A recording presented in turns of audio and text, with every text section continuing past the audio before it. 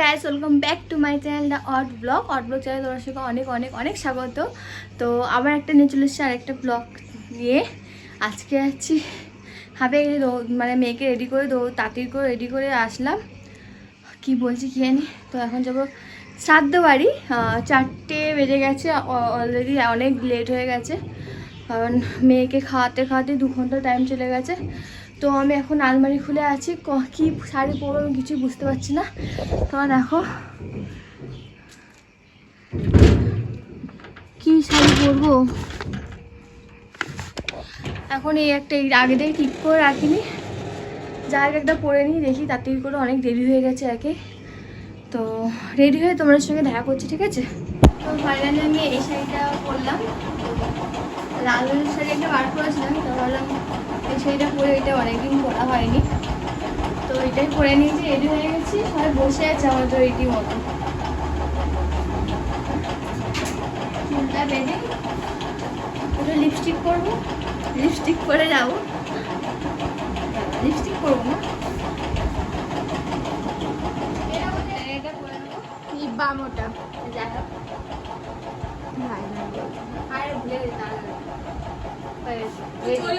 আমরা বেরিয়ে পড়েছি, মানে রওনা দিয়ে দিচ্ছি শ্রাদ্ধ বাড়ির জন্য। বেশি দূরে না, কাছেই, মানে 2টো বাড়ির পরেই আমাদের পাড়া প্রতিবেশী একজন ঠাকুমা মারা গেছে উনি। তো ওই শ্রাদ্ধ বাড়িতে গেছি, ঠাকুমাটা খুবই ভালো ছিল, আমাদের সঙ্গে দেখলেই কথা বলতো ভালো। তো যাই হোক, ওখানে চলে এসেছি, আর অনেকটা দেরি হয়ে গেছিলো, মানে মেয়েকে খাওয়াতে খাওয়াতে কত দেরি হয়ে গেছে, তারপর রেডি হয়েছি। আর এই ঠাকুমাটাই যে যিনি মারা গেছে। আর এসে একটুখানি বসেছিলাম ওদের বাড়িতে। আমার মেয়ে দেখো এক জায়গায় মানে চুপ করে বসে না শান্ত হবে, ওদের যেখানে একটু সেখানে গিয়েও ও মানে শয়তানি গুন্ডামিগিরি শুরু করে দিয়েছে, দেখছো? কারেন্টের ওখানেই যাবে, যতবার নিয়ে এসে ততবার যাবে। আর যেই বাড়ি গেছিলাম ওই বাড়িতে একটা মেয়ে আছে, তো ওই মেয়েটার সঙ্গে, বাচ্চা মেয়ে, তার নাম মিষ্টি, ওর সঙ্গে আমার মেয়ে খুব ভালো ভাব। আর বাচ্চারা তো বাচ্চাদেরকে পছন্দ করে। তো এদের বাড়িতে এসেছিলাম, তো আসতে একটু দেরি হয়ে গেছিলো, সবাই বলছিল এত দেরি করে কেন এসেছো। তো কেউ তো জানে না যে আমার মেয়েকে খাওয়াতে দেরি হয়ে গেছে।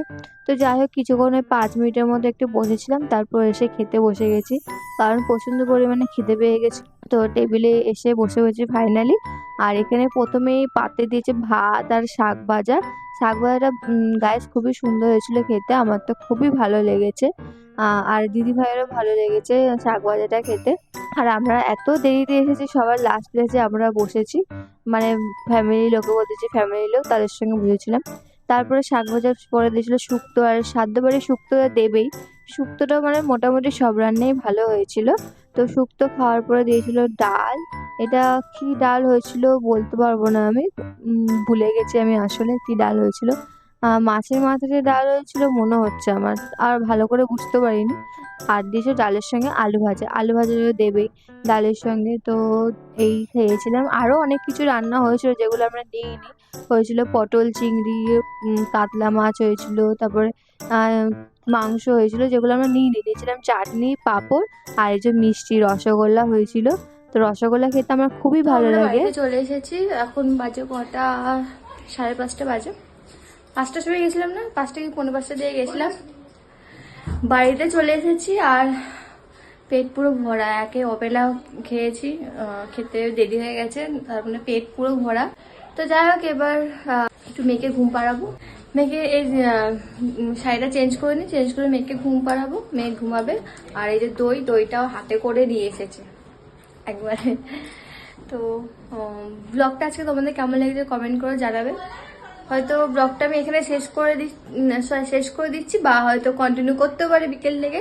যদি বিকেল থেকে কন্টিনিউ করি তাহলে তো দেখি এডিটিংটা করি। কিসে কার ল্যাচ ধরবো? বরের ল্যাচ। সেটাই, হেভি গরম লাগছে, চুলটা আগে গুটাই আমি, হেভি গরম লাগছে, হেভি গরম লাগছে। তো রান্না খুবই ভালো হয়েছিল, হ্যাঁ খুবই, মেনু অনেক কিছু নিইনি, যেমন পটল চিংড়ি হয়েছিল, কাতলা মাছ হয়েছিল, মাংস হয়েছিল, এগুলো নিইনি, বেশি খেতে পারিনি। তুমি কি খেয়েছো? সব খেয়েছি। কি কি নাওনি? পটল চিংড়ি, নিইনি, মাছ নিইনি, মাংস খাই না, বাড়িতে মাংস হয়েছে, বাড়িতে খাবো। তো ঠিক আছে, ব্লগটা আমি হয়তো এখানে শেষ করছি। এরপর ব্লগ না পাও, এখানেই ব্লগ শেষ করে দেবো, আর নাহলে হয়তো আবার কন্টিনিউ করতে পারি। তো দেখতে থাকো।